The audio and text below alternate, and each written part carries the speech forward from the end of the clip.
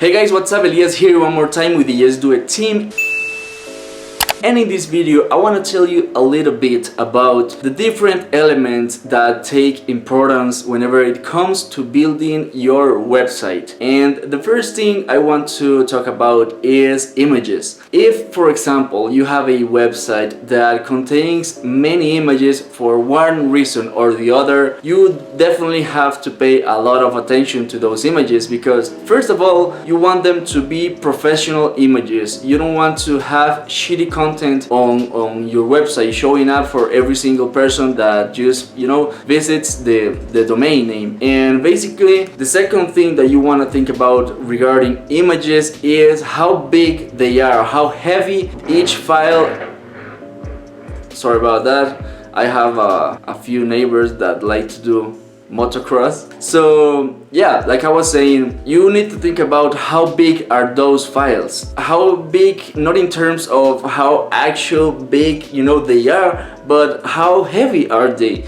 If you have, for example, a background image in your homepage and the actual file for the image is bigger than 100K, then it is way too big to be on your website. And there is a few things that you can do to make sure that you have very low images on your site and not heavy at all. The first thing that you need to do is you need to make sure the dimensions are not super huge, they are not super wide. And the way to do that is, even if you don't have like Photoshop and this type of software, you can easily do, for example, a preview modification with the preview app on Mac OS X, or you can also do on Windows using Paint a little resize on the image to be 1920 by 1080 the maximum if it's a horizontal image. If it's a vertical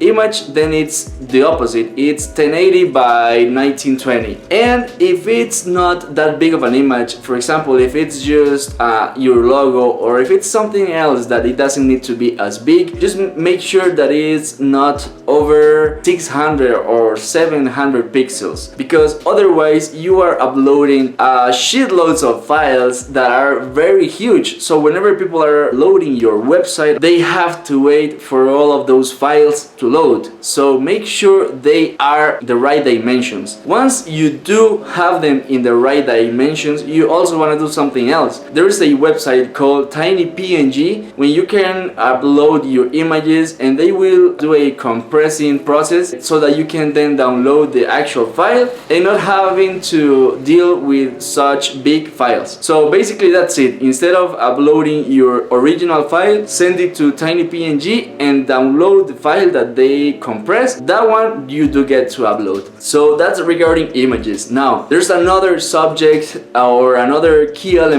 whenever it comes to building a website, and it is to have SEO tags. These are a little bit more complicated, but if you, for example, have your website in WordPress, you can just install a plugin called Yoast. If you install Yoast, then it will just guide you through the different processes that you have to do to make sure that you have nice SEO tags set up in your website. Now, this really needs like a whole new video for it because it's a little bit of a big subject. So I'm just giving you the tools so that you can then start investigating by yourself. Then there is this third one key element that you need to be putting attention to, and it is the content that you put on your site. If it is text or if it is well, we talked about images, but regarding text and regarding links, that's what I want to talk about in the third element. In terms of text, you want to have at least 300 words in your home page so that people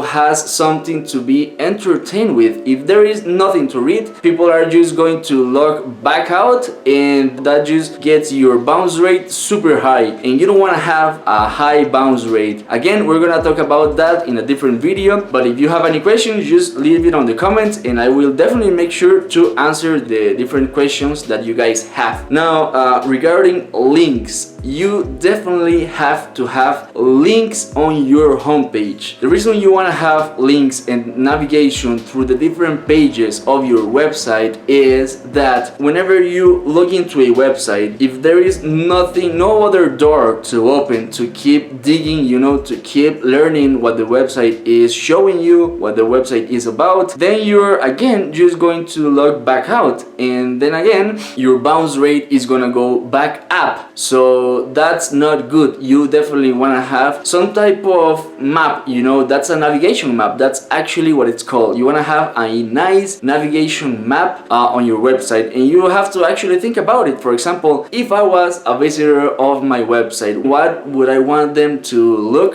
in my homepage? Now, after they see the homepage, what would I want to show them, and where do I want to guide them to, basically? So those are the three things. To sum this up, we have gone through SEO tags, we have gone through links and text content, and we have gone through images. Those are three key elements to have success when it comes to building your website. With that being said, guys, thank you so much for watching this video, and make sure to keep up because there is a lot more coming. I'll see you in the next one, and thank you for watching.